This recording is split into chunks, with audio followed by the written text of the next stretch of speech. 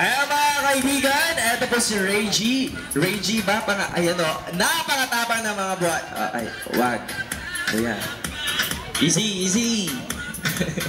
Alright, ayan mga super friends po natin. Reggie, handa ka na ba? Handa ka na? Di ba under training ka pa? Kaya mo na? Walang harness. Buhaya? We. Ayan mga super friends po natin. Hindi nga.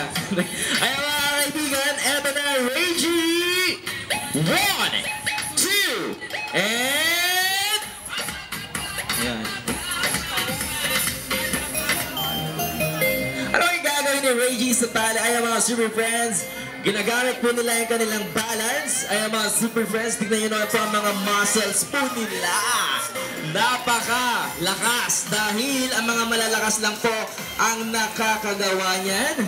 Para simulan niya po ito, culture po, sinisimulan niya po ito ng mataimtim na dasal.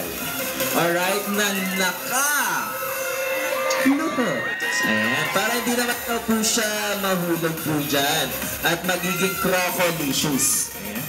Ayan mga super friends po natin, yan po ang kanyang first time. Napakahirap po. Alam niyo po ba, nag-originate po ito sa Korea. Itong performing art na ito. Okay, at tinatawag nilang Jultagi. Okay, ayan mga super friends, palapan po naman natin si Reggie sa kanyang first time. Okay? Ay, nako. Buti na.